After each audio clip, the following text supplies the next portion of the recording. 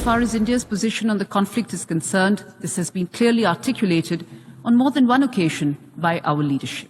The ongoing conflict between Israel and Hamas has led to a large-scale loss of civilian lives, especially women and children.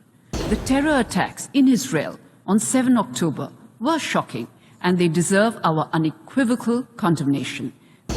My leadership has repeatedly emphasized that only a two-state solution achieved through direct and meaningful negotiations, we support the membership of Palestine at the United Nations. The conflict in Gaza has been ongoing for over 7 months, and the humanitarian crisis that it has triggered has been increasing.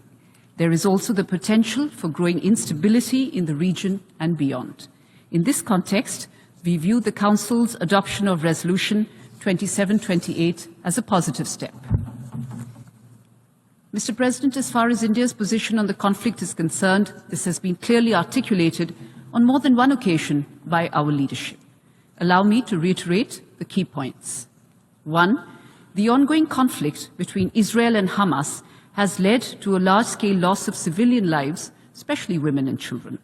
The resulting humanitarian crisis is simply unacceptable. We have, as such, strongly condemned the deaths of civilians in the conflict.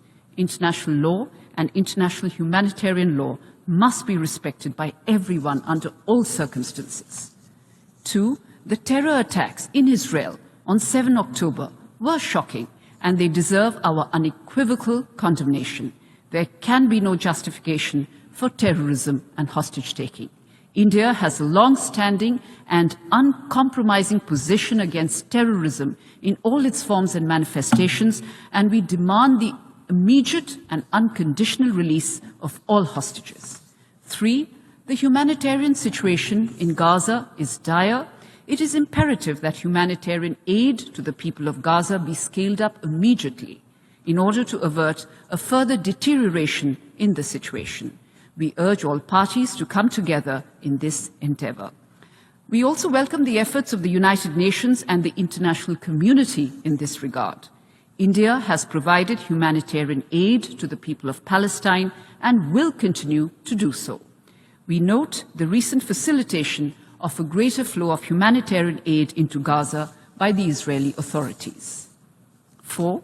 My leadership has repeatedly emphasized that only a two-state solution achieved through direct and meaningful negotiations between both sides on final status issues will deliver an enduring peace.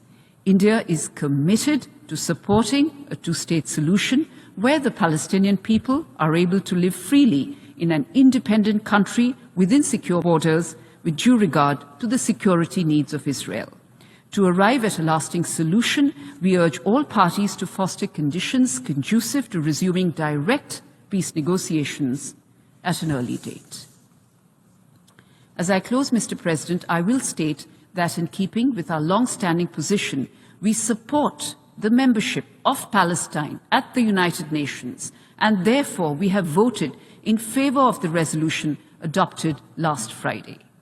We hope that Palestine's application would be reconsidered by the Security Council in due course, and that Palestine's endeavor to become a member of the United Nations will get endorsed.